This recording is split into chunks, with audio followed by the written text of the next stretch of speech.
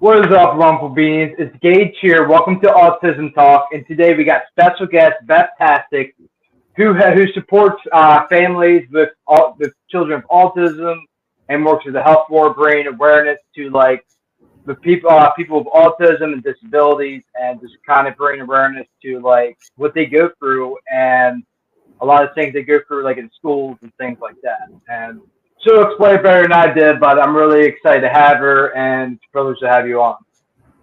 Thank you. Thank you. It's nice to be here.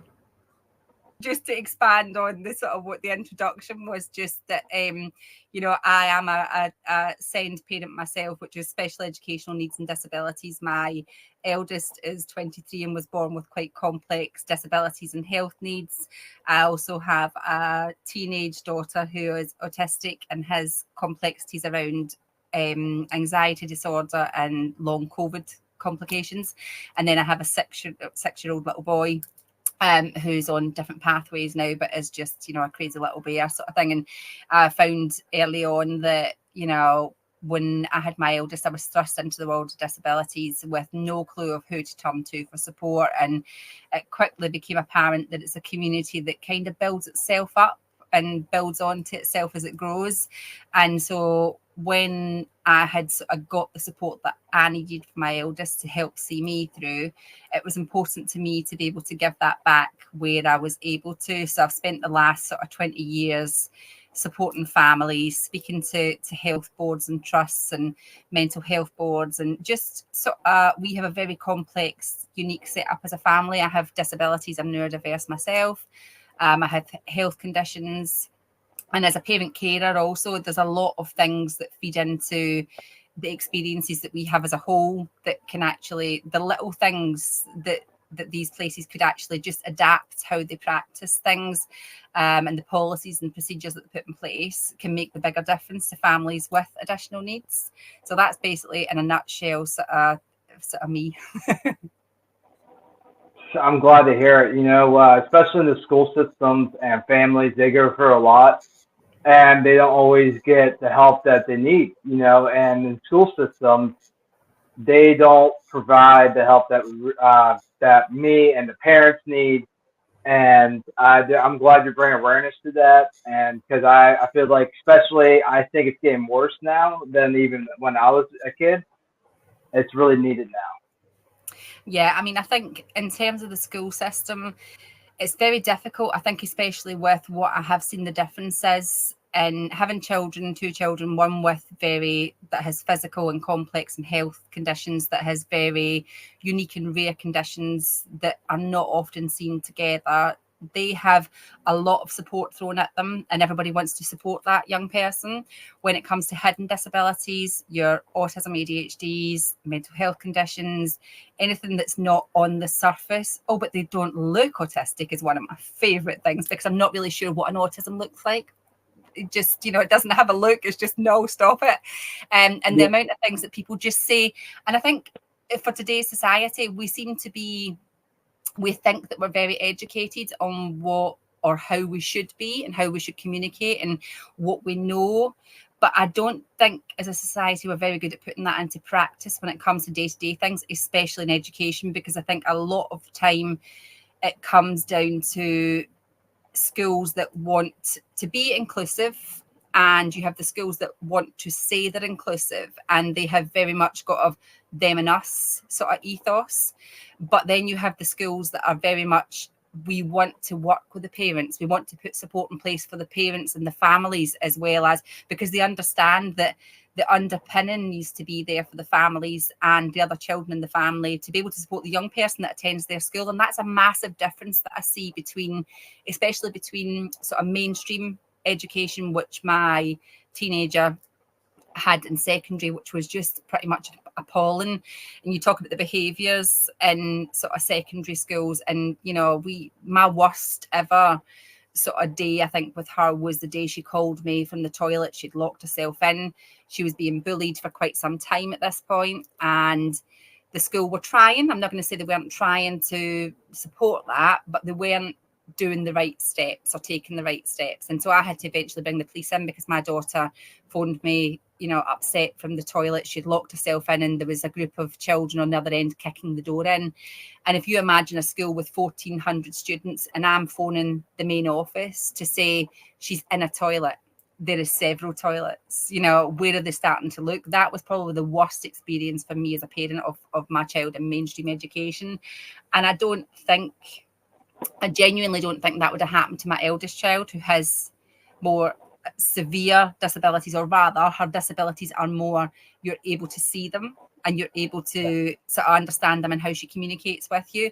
Whereas I think for a lot of, particularly with autism and ADHD, I think there's still too many adults out there that perceive an autistic young person or an ADHD young person as being rude or abrupt or blunt, and actually they're not. They're just to have a certain different style of communicating. And I think it's something that we're really lacking in mainstream education, the understanding of that, because a lot of how you interact and your first interactions with the young people, and it really, when you boil it down to the interactions and the communication and the relationships, if those things aren't there to begin with, you don't have the building blocks to actually move forward with the young person.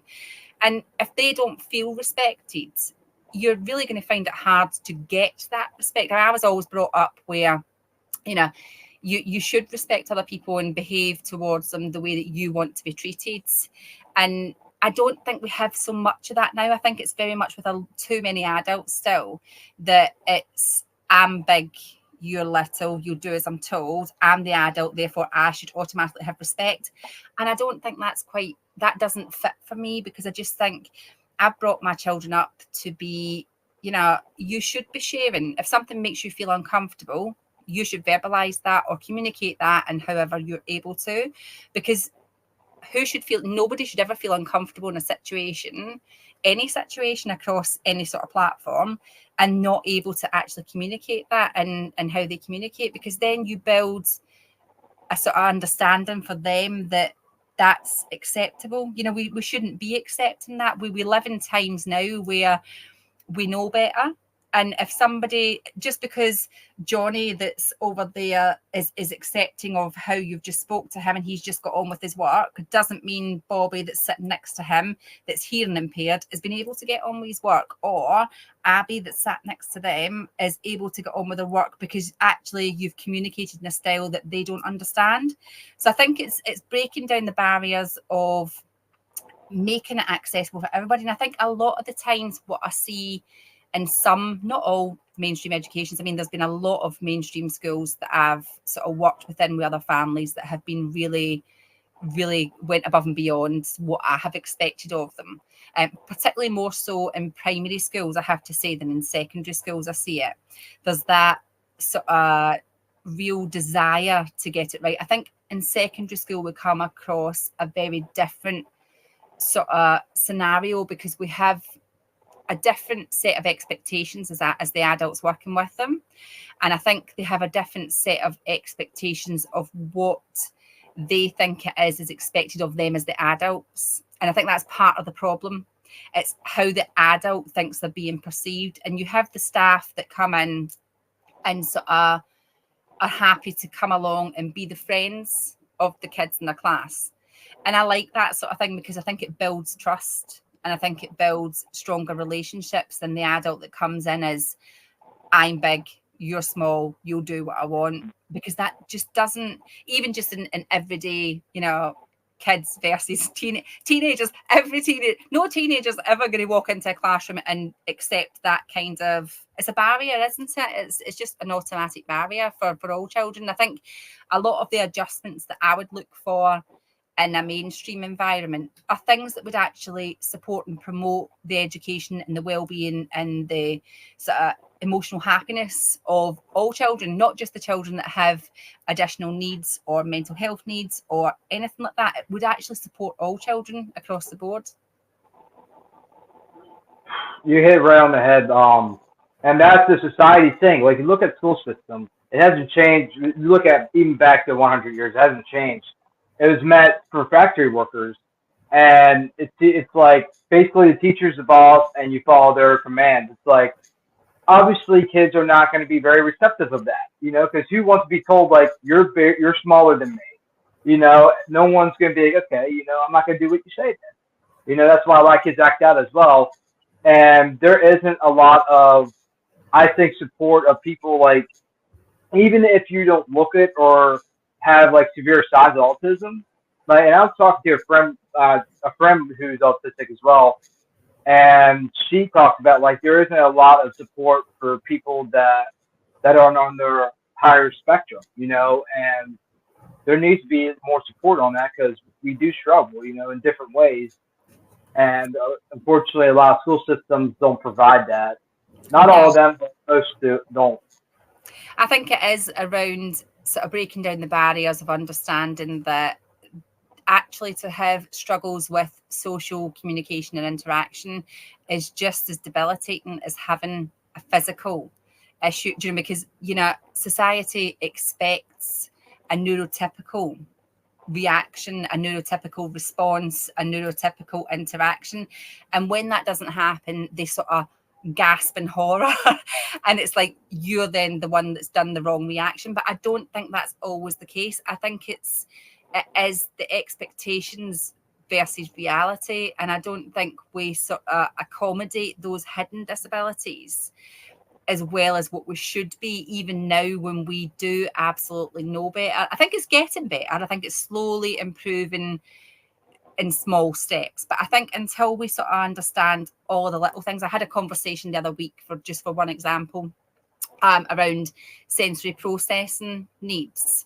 And there was some staff members that just could not understand how, and the conversation went along the lines of, but I don't understand how if we make them wear their shirt tucked in and they have to wear a blazer, how does that interact with their learning? And I was like, how are you not? I said, because all that young person is focused on is the feel of the shirt tucked in to their trousers, is the feel of the fact you've buttoned their top button, is the feel of the blazer because it's itching and it's scratching. They cannot focus, they can't dive that down and then focus on, oh, I'm sorry, I need to just ignore how my body's responding to these fabrics on it and focus on what you're telling me to focus on the board and actually get down to my learning. But if you take the barrier away and say, do you know what? It doesn't matter what you wear. If we make accommodations there, so, you can wear your shirt untucked. You can put the jumper that you want on top of it because you don't like how it sits freely, but you can wear it with a plain black jumper because that still meets the uniform policy that you have. Uniform policy is a whole other topic. But these things are, you don't have to wear the blazer. You can wear plain black trainers if that's how your feet are more comfortable. If that's going to make you more ready for learning, why are we not actually saying, do you know what? Come into school in any way that you're able to come into school and be ready for learning. As long as you're coming into school ready to learn and not being disruptive, and you are able to focus, you're able to access the education that we are giving you, surely that's the bigger picture here. It doesn't matter what you look like or what you're wearing, but for too many, it's that factory mindset. It's conform, it's control, it's compliance. And that's not, and actually, it's not what we want in society. Society moving forward, we want free thinkers. We want the people that can think outside the box. We want the people that can look at a problem and say, well, actually, 40 people have just looked at this problem and they've found the same solution to the problem. And you're all going, yay, you've all got the answer. But the two people that are in there thinking outside the box have got a better answer because they have a better route and they've actually solved the problem in a different way that we haven't tried yet. So surely we should be promoting those things within education, because we don't want sheep. We want to be able to, progress as society. We want everybody to be individuals. I mean, my ideal, everybody to be just their own true self and be able to promote that within whatever placement that they decide to go to. Because your school years, it's such a shame because your primary school years are always it's a much easier road, isn't it? Like even the bumpier sort of school years, it's much easier than when you go to secondary school. Secondary school seems to be where the problems solidify. But then when you leave schooling and you go to work, if you find the workplace, I've seen it so many times, kids that I've supported and they've had such a hard time in especially secondary school, and unmet needs, and the focus is on the person being defective, the person not meeting their, what their expectations have been. They're not achieving. They go into the workplace that they go into absolutely wants to see just their individual self, and all of a sudden they flourish and they grow, and you see them as and they're able to just, they fly. And I see this now with my own middle one, having done the mainstream route for secondary, and that was just diabolical. And then having a year with no education because she was out of school that long till we found a placement that fit. And I think when the placement she's been in since sort of December time, it's not been without its bumps, and I think they would agree it's not been without its bumps, but how they've navigated those bumps and how they've navigated those bumps with the young person and with the family all together. It has been an all together process completely from start to finish. That's the biggest difference there, I think, because you cannot have, they're just simply not separate issues, are they? To get the right and the best education for your child, you have to be in communication, you have to be on board, you have to be working together properly to be getting the best out your child's education. But I think part of the problem in the UK is that mainstream education, educators have had so many hats put on their role rather than just educators. They're having to be mental health practitioners, they're having to be mentors, they're having to be stepping in with all sorts of things that was never within the remit of a teacher. And I think now, especially in the UK, when funding is an all-time low, needs are at an all-time high, and local authorities are not prioritising the needs of the young person, they're prioritising this year's budget pot. So we're not looking at the next year's problems, we're looking at how much have we got in the pot this year and who do we really need to support. And it's difficult because I think schools are in a very difficult situation that as a society, I think we need something along the side of a support, I suppose, like a support system that works between schools and families, a sort of link in for each school that could be providing the needs of support for social, emotional, mental health, communication, interaction, some kind of sort of hub that you could have that would be attached to maybe several schools and that would work with parents, that you could go to them instead of going to the school, and they could be the go-between, and that would work much more smoothly. I know we looked at that in my local area pre-COVID. It never really got off the ground because COVID hit, but I remember thinking at the time it would just be, you would only have to tell your story once and then they would take that forward and say link into mental health, or they could link into services that the young person needed just to support one area. It would have worked. It would have worked. It would have needed some finessing for each different school, but given some time and effort, I don't even think it would have been a huge funding issue. It would have worked. But I also think schools don't use the tools that they have. A lot of the time you have teachers that are also parents of children with complex needs. You have teachers that are neurodiverse themselves. You have parents that are neurodiverse or that have children. You could have a one-day event where everybody that wants to speak could come up and tell their own story. It's amazing what you learn from lived experience. That can never be sort of undervalued, I don't think. I think although if you've met one autistic person, one ADHD person, one whatever it is you're looking at, to gain the insight on lived experience just is invaluable, because you will take something away from that you will use moving forward. And I think that's what we're really missing in the systems in the UK, because we're not using the supports networks that we have and that we could build on. We could be having sort of meetings where we have parents feeding into local authorities, we have parents feeding into mental health hubs, we have parents feeding into sort of governors and trusts, and we could be doing that, and we could be doing it on a very minimized, it could be a once a term sort of thing.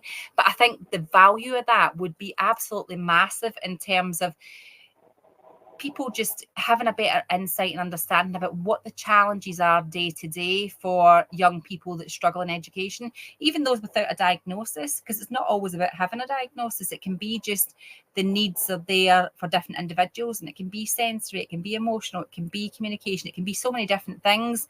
But until you understand how that impacts their access to learning and to accessing the education you're putting in front of them, you're not actually able to adapt your classroom to be able to meet their needs, are you?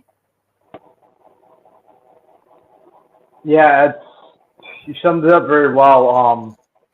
How it's going right now is not working, and it's only getting worse. And we've lost the community we once had. Like, it isn't just people with autism, but everybody that needs support. And teachers, unfortunately, they don't get paid enough, and they don't really get support on themselves. So even they don't, they're like, okay, that's too much. I don't want to deal with that. Not all of them, but some of them for sure. Um, and it's just a disconnect. It's a big disconnect, and there has to be a change, because the way it's going, it's not working. And I'm sure a lot of people with autism and parents can attest to that. I do think that the lack of the community as a whole is something that is missing in society in general, in most areas. And I don't think COVID helped that, because we were all disconnected for that time. And I think we've struggled to put that back together, especially, I feel for, you've got all the marginalised communities that, look for the disability side, but you've also got the sort of elderly community that were very disconnected during that time. And I don't think we've been able to pull that back together. And again, I think when you get to sort of the older side of the community, it's an undervalued resource in the community, because you don't ever gain experience until you've had those connections with people that have been there, done that, wore the t-shirt, and actually at 65, 75, 85 they're still doing cartwheels wearing the t-shirt, until you've had those connections with people. And again, it probably comes down to that, doesn't it? It's connections. And I think we are struggling to make connections as a society, because I think we have these preconceived notions of what's right and what's expected and how we should be communicating. I don't think making connections is up there as a priority. I think that's been a little bit lost in the recent years. And it goes to, like, and I think this is something like society has been going with, is like, don't fix what's not broken, but it's like, it's been broken. Like, people are suffering greatly because of how the system is working. Because society has overall grew, it has grew in a lot of ways, and it's been like these past couple of decades, a lot of things have changed, and school systems haven't changed. It's basically the same system, and it needs to change. And there has to be awareness on this. Like, from what I see, there isn't a lot of people like, okay, this needs to change. We need to, like, talk about this. And at the end of the day, I think there needs to be a lot more awareness of what's going on, because these kids are suffering through that because of the lack of change. Yeah, I would definitely agree with that. But I think a lot of the teachers and head teachers and education staff in general that I speak to, the majority of the ones that I have interactions with, I would say recognise the need for change and would welcome the change. But I think the problem that we have is going up against the sort of mindsets of, a lot of the time it can be a mindset or a policy, and going up against the policies and challenging that. If you're then as an educator seen as disruptive or seen as a problem maker, and you're not just going to go along with what has been in place. And it's a bit like the whole, well, it's worked for us for the last 40, 50, 60 years as a trust. So, or as a school, or, this is, and especially when you get governing bodies in the UK, in particular for schools, where they're very reluctant to change because they don't see the problem, they don't see the break in the system. They just think that it's not broken enough to put the effort in to fix it. And I think I've seen this a lot for some schools where they have sort of senior leadership teams that have been in the position for a very long time, and they're reluctant to rock the boat. And I think even when it comes to the reluctance to rock the boat, it's a case of there's somebody above them stopping them rocking the boat. It's not that they don't want to rock the boat. It's not that they don't want change, but they're very reluctant to be the one to put their head above the parapet and say, I want to bring change. I want to be that person. I think it takes somebody very brave to do that. And I think in the education system, especially again in the UK, it's very difficult to do that because you're then seen as a troublemaker, a bit like where the parents are seen as challenging or difficult, or that parent. I've had all of those titles. I'll wear them all with a smile on my face. But I've seen how that kind of thing does reflect on educators that do the same thing, that speak up and say, do you know what, I'm not comfortable with how this has been done. I'm not comfortable with this policy. Actually, this parent has, and if they've backed the parent and then they're disciplined for backing the parent, there is an awful lot that needs addressed within the education system. I do think it's something that needs to be, as you say, it hasn't changed for a very long time, but people have changed. We've evolved as societies, we've learned, we've grown, but the education system hasn't learned and grown and evolved with us. It's something that does need a sort of bigger oversight. And I think we can keep doing all of these sort of scrutinies and panels and all of these green papers that all say the same thing. We need to change. But then they don't put the change into practice. And I think that's the problem. I think that there needs to be a bigger level of accountability when those changes are identified as being needed and then nothing progresses. Because I think when we actually boil it down to what it is we see the problem, we also see how we should fix it.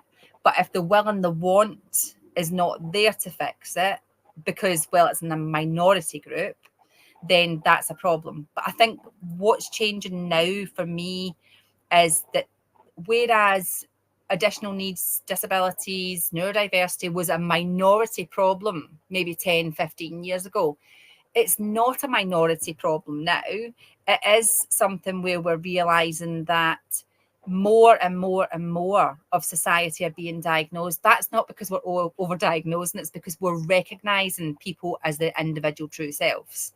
And actually we're seeing that as something that should be celebrated and not actually, oh, well, you've been labelled, and move away from the labelled box and actually celebrate people for being their true selves. Because, being autistic, being ADHD, being whatever, it's not a being, it's who you are, it's part of who you are, and it should be celebrated because every single person has a voice, every single person has an individuality, and every single person, regardless of what else they do, they all have something to bring to the table. And I think it's about learning to change perspectives and flipping that on its head to look at, let's not look at something as a negative, but let's look at what positivities do you bring to the table? What are you bringing to the table? What are you, what is it you want to achieve? What is it you can achieve now? And what do we have to put in place to get you to your end goal? That just changes how we look at it and how we support it. For me, that's everything. That's all we want, isn't it? I love that. And you're exactly right. Like, and let's say, like, go back to like when we're in school, you see someone with disability, like, man, that must suck. Like you feel bad for them instead of trying to look at the good things they provide, and relabel things. That person has autism, ADHD, this, that, instead of like looking at what they provide and seeing those things. It's like, man, that sucks, instead of like, man, it's awesome they have this, and it's just trying to help them with the struggles they do have, but empowering them with the gifts they do have. Because I have friends and I've met people with autism that have extraordinary gifts, and there's still some working towards that. But like, there's like with even famous people with autism, you look at Eli Musk, Greta Thunberg. She's an environmental activist. She's very well known, and people look at autism as like a burden, or even some say it needs to be cured. I say look at those people that have made the world a better place. And this needs to be looked as a gift and not as a burden or something that needs to be fixed. because they don't need to be fixed. They just need to be looked at for who they are. It's acceptance. I don't even necessarily want awareness. I want acceptance, accepting individuals and embracing them where they are, for who they are, and for what they want in life, and then helping them reach that goal. Where is that in society? You know, I had once had a head teacher say to me, you know, you as a parent, you know, you need to learn to grieve for the child that you're never going to have. And I think it was probably the most disgusting thing I've ever been told as a parent, because I was like, my child is not something that I need to grieve. I've never had to grieve for her. I've never had to grieve for the life she won't have. I had no expectations when I became a parent beyond I was having a baby. That was it. That baby is here.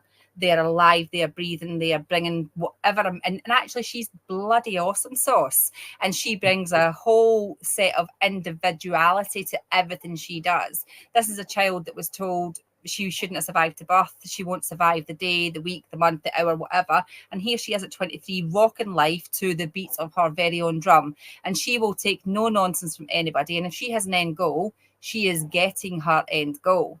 She has sass. She has absolute stubbornness. She wants a goal. She sees it. She works to it. She gets it. I think that's absolutely amazing. You know, to have that kind of resilience and tenacity, and you know, just that sense of I want, therefore I will make it happen. You know, embrace that and make sure that we're all doing that, because at the end of the day, regardless of any sort of thing we go through as individuals, as long as we keep focus on the supporting and the underpinning the support that needs to be put in place for whatever our goal is, no two people are ever going to have the same goal. You know, you could take 10 people that have absolutely no health conditions, 10 people that have the same health condition, 10 people that have the same mental health condition, 10 people that have the same neurodiversity. You will not find any two in each group the same, because we are individuals and we all have different likes, dislikes. We have different, you know, responses, different everything. But we should be free to be unique, and we should always celebrate in that uniqueness, because, you know, it would be a very boring world if we all liked and done the exact same things. And actually, you know, who wants to live in a life that's grey? We should be seeing it in different colours, and we all represent a different colour. It's just, it baffles my brain to think that people would be encouraged to be the same. I can think of nothing worse than to be the same as anybody. I know that I am very unique. I know that I'm a one of a kind. Probably the world says thank goodness.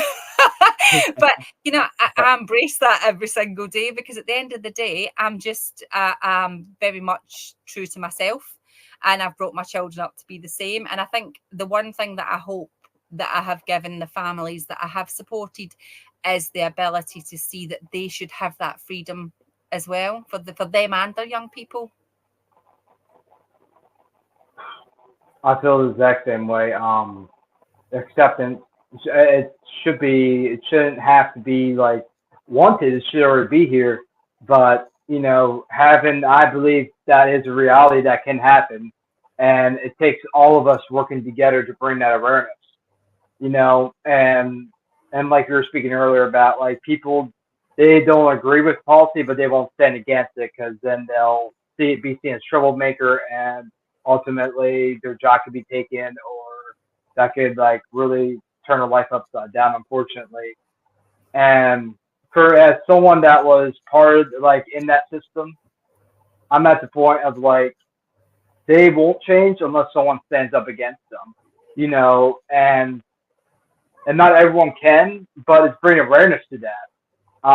My whole goal is to bring acceptance, and even if I have to go through the board, like, guys, this isn't right. Like, as someone that has been in this system, it's not good. You know, I had depression at a young age because of the system. You know, and there was no help. Like, the help that I needed wasn't there. You know, and I was subjected to a lot of bullying because of that, and a lot of things came out of it that was on the negative, and which didn't have to be. Then, because if we would have had the support, it wouldn't have been a problem. You know, so I think the system needs to be changed, and everyone in charge of that needs to take a look and like really see what's going on.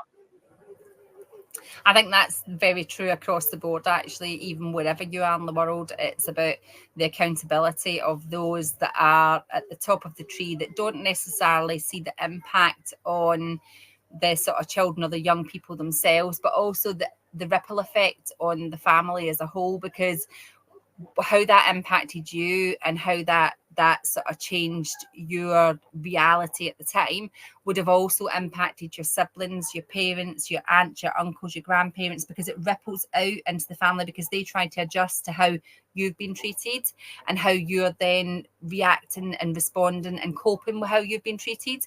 And I think that's something that we don't necessarily look at properly, because I think if we were to look at it properly, we would need to be really valuing the lived experiences of parents, carers, families, and looking at it and saying, and that gets very uncomfortable, doesn't it? Because if you have the courage to speak up, that should be listened to every single time. Finding the number of people to speak up, which is why I always say, even if one person speaks up about what their truth has been in the situation, it makes a difference for anybody speaking up after they've gone and told their journey, because it will, even if it doesn't, if you go and speak to 10 people on a panel and only 2 people out of that panel take forward something that's landed with them that you have said, you have absolutely impacted that 2 people's next steps and how they next do things. And that will then ripple out to whoever they interact with or whatever teams they work with. So it's always worth, if you get the opportunity, and actually, even if the opportunity doesn't come up, take the opportunity, make the opportunity yourself. Reach out to your health boards, reach out to your trust, reach out to your local authorities, your schools, your whatever, your communities. Ask to speak.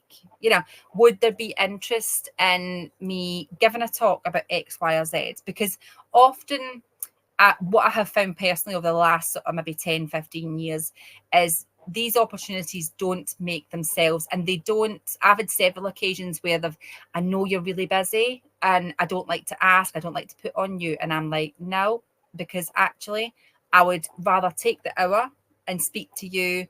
And even if I only get through to 5 of the people that are there, even if I only get through to 1 of the people that are there, I don't mind. That hour was worthwhile because I've got through to 1 person or 5 people or whatever, because that 1 person or 5 people will go on to speak about that, and they will go on to put that into practice on how they move forward, and that will then ripple out. And I think it's something that we don't sort of recognise the value of in lived experience. I think we're coming to the conclusion now where we see the difference that it can make, but I don't think enough of us, I think the only way to put it is blow our own trumpets, because we do have value as individuals, and especially considering we come from the perspective, you said yourself, you know, the impact that it had on you and it led to depression at a very young age. If you were to go and speak out about that at say at a school assembly, I would bet you any money that there would be several hands if you were to say how many people in the audience have felt this way in this school in the last 5 years you've been here. There would be several hands raised in that audience, because people make the connection because you're speaking about a personal situation, and it's the speaking about a personal thing that I think makes the connection better than somebody going and saying, oh, I'm going to do a talk about autism in general or depression in general or whatever, and they then speak out, but it's not personalised. Whereas when you give your personal journey and you take the time to share the real challenges and the actual true impacts that it's had in you on a day-to-day basis, it lands very, very differently with people, I think. And I think that's where compassion kicks in, and people sort of realise, wow, I would never have thought that would have had that level of impact on you or your family. I would never have given it a second thought. And once they give it that second thought, it holds space with them. And I think that's where we bring the biggest change. That's where it starts. And you're right. Now the opportunities only come to you. You have to make the opportunities. And if you're someone that, even say a teacher or just advocate, reach out to your communities. Like you said, it starts there. Like go to your local police station or things like that, or schools, like just asking to just to talk, go to assembly and just speak. And for example, if I was doing assembly, not only would I talk about autism, but the general, because it's everybody, and it's for me, it's about community, and it's like, guys, we're so disconnected. Like, why are we judging each other? Why are we not helping each other? And when things come up, we kind of bypass it. Like, no, we got to stop that. Like, we got to work together, or this won't get better. The only way to move forward is for us to work together. And I'm telling you, like, a lot of kids, not just people with autism or disabilities, but overall the whole view, there's a lot of kids that suffer because of the school system, because there is no real support for them, where they can kind of just talk and, really communicate how they're feeling and what needs they kind of need. I think that is exactly that you've just touched on. It's the connections and the communities. And I think, I've spoke about this before with in a few different arenas where I have said, there would be space, I am sure, for schools or a community centre type of placement to have a voluntary hub. And I am absolutely sure, I know I would volunteer my time for it, that between the community and the school community and the wider community, actually, you would have a wide group of volunteers that would give their time to just listen. And this is the biggest thing that you can give anybody is your time to listen and just genuinely listen to what it is. If somebody has something they want to offload, if it's just, they genuinely don't want you to fix something, they just want you to hear them. And, it's an added bonus if on hearing them, you can signpost them. But it would be a way of sort of, if you had some kind of hub that could feed into a school, say you had 3 hours at the end of a school day in a room, and anybody that wanted to come would be there. There'd maybe 5, 6, 7, 8 parents that were sort of supporting that during that 3 hours, and you could then feed that back to the school that could then pick it up in pastoral time or whatever once the next school day. It's the taking the time to make the connections that builds the relationship with children. I mean, they thrive on being heard. And I think the problem that we have is time in schools is very limited because, again, they are put upon with the different hats they're being made to take on, especially since COVID. They have so many more responsibilities since then. And I think it's really difficult and challenging for them to find the time to do these things within the school day and still meet all of the school's expectations for the education and the well-being and everything else. That I think it's time we look at it as a community rather than just as a school problem or just as a community problem. We need to be working together to find a solution so that we can actually put something in place to support. And, when I was growing up, there was a lot of sort of voluntary groups. There was a lot of volunteering for supporting X, Y, and Z. And they work, but I don't see a lot of that now. And I don't know whether it's because we've sort of fallen away from that model or whether it's because COVID has taken that away from us because we haven't connected the same since. I'm not quite sure what the problem is, but I do think the solution lies in working together between the communities, the schools, the parents, the families, and finding a way to connect everybody. I think that's sort of really crucial in finding a way forward for everybody that works for everybody. Yeah, I think the disconnect. I think it can be social media and cell phones because people can because it can be a good thing, but people use it on a addiction type of way. It's a very addictive thing, and now people are like, okay, I posted this and I'm spreading awareness. That's all well and good, but you got to go to like your volunteer places, and really that's one of the best ways you can bring awareness is talking about it. Like connecting with other people, volunteering. It's all about like what you do in your community, and social media can be a great tool for that. Like I met you and Autism Mom and a lot of amazing people on social media, but also your community.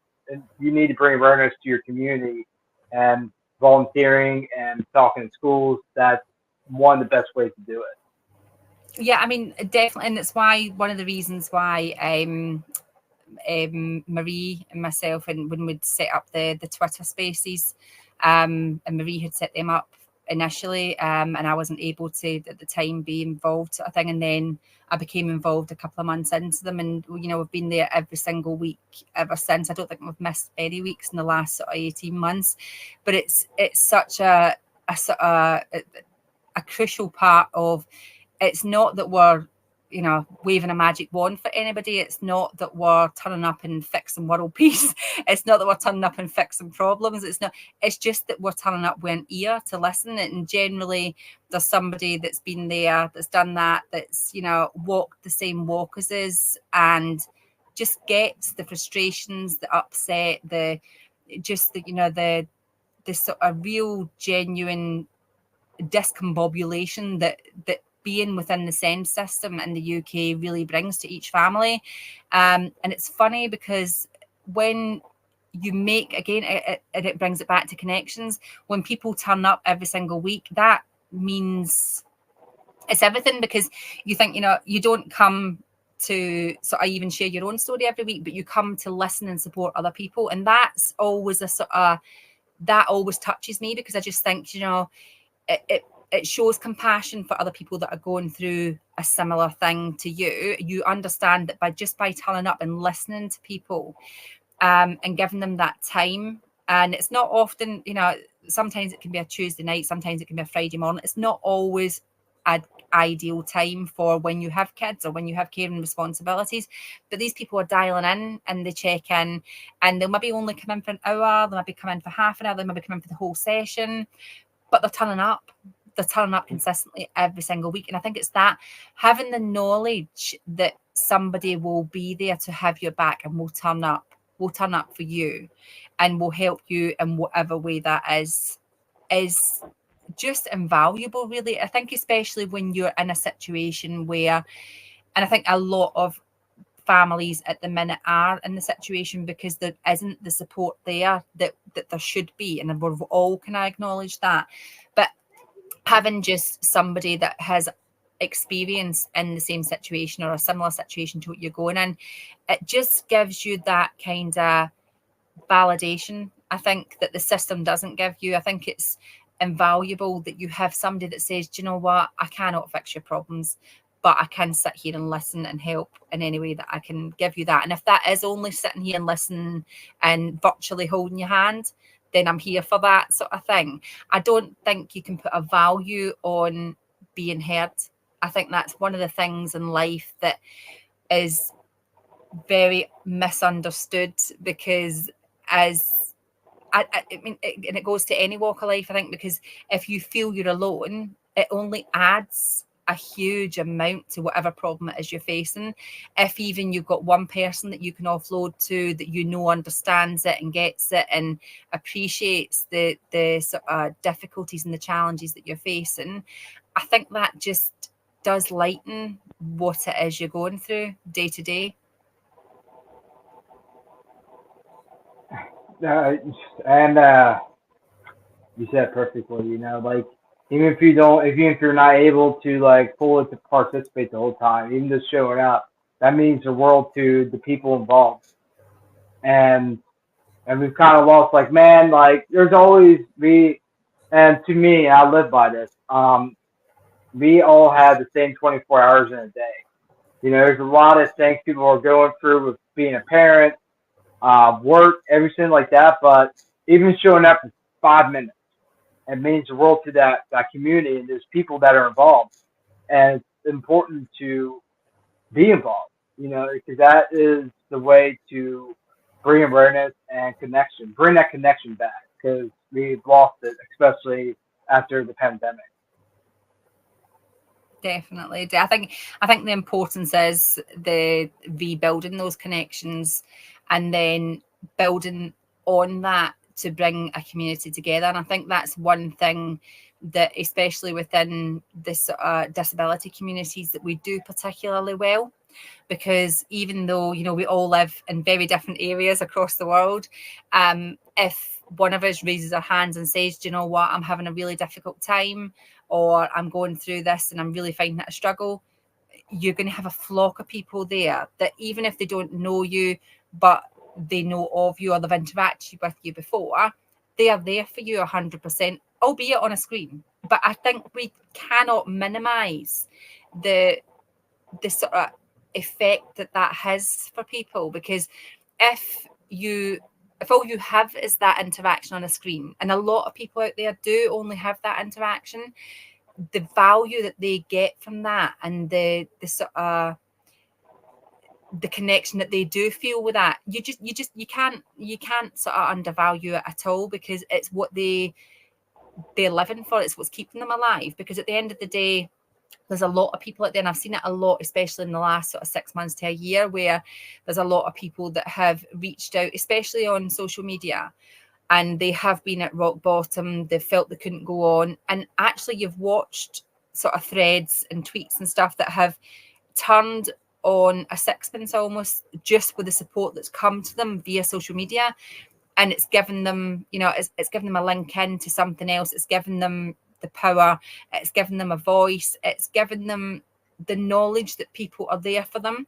And that's just given them the strength to carry on for another day and see where that day goes. And I think that's priceless. I think that is genuinely priceless. And I think it's something that I think an online community is every bit as valuable as an in-person community. I think that's, if nothing else that the pandemic has taught us, I think it's that. I think it's that we don't need the personal interaction. Yes, it's obviously an added bonus, but I think for many in the community that can't get out of their house for a variety of reasons, having the connections that we have online is absolutely, I mean, I've built, it's almost like building your own online family, where that's who you turn to, because they understand, they get it from a different perspective. Because a lot of the time our families don't understand things that we go through, because they have their own lives, they have their own worries, they have their own set of sort of individualities to be dealing with. But for your extended family,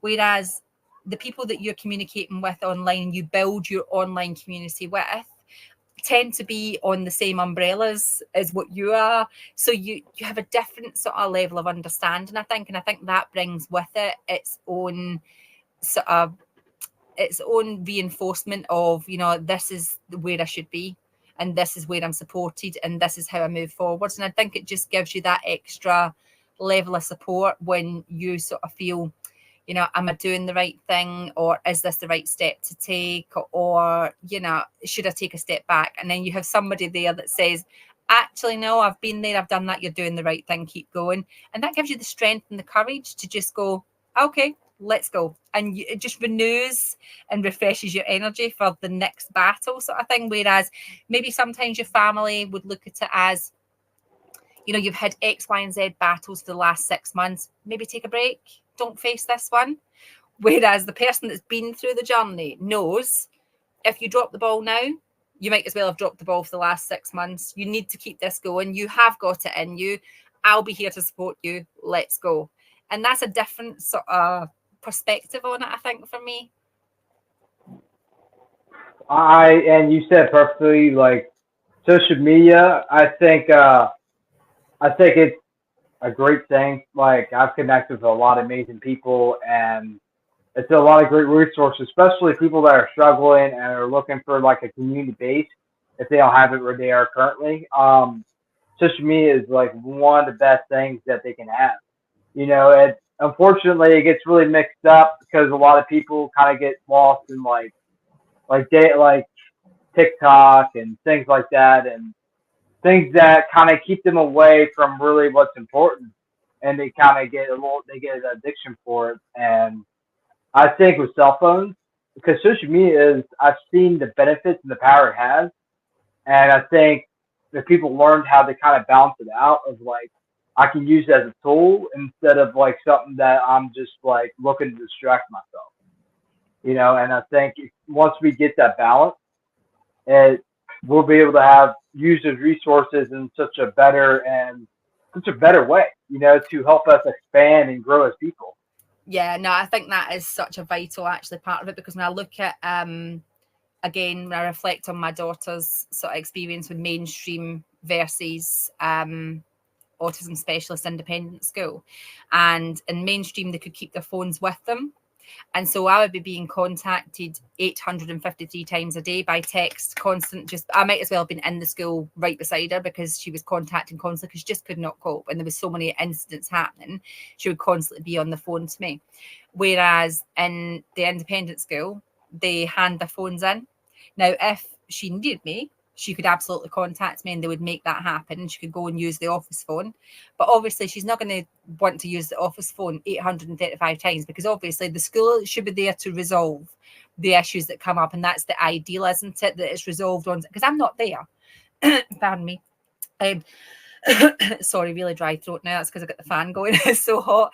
But if you're in situation in the school, the ideal situations in school are resolving those situations. But if a child is fully engaged in their phone and they have access to their phone constantly, they're not going to choose to build a relationship with an adult they don't have a relationship with already. They're going to turn to the parent that they trust, because that's easier for them. That's the easier alternative. And I think sometimes that's part of the problem. Whereas if we were handing the phones in, we're then forced to communicate. We're forced to be in situations and actually be present, one, in our learning, and two, in our interactions with our peer groups. Because then you're in a situation where you cannot hide behind a phone. And a lot of the times that's what we do as children, as young people, as adults even. You know, you see it even as an adult, you go on the train. I'm going to hide in my phone because I'm not going to make eye contact. I don't want anybody to speak to me. I'm going to hide on my phone. And this is the same thing that, you know, that you do as children in schools, because if you're on your phone, you don't have to see what's going on. You don't have to be a part of it. But I think that's part of the disconnect, definitely.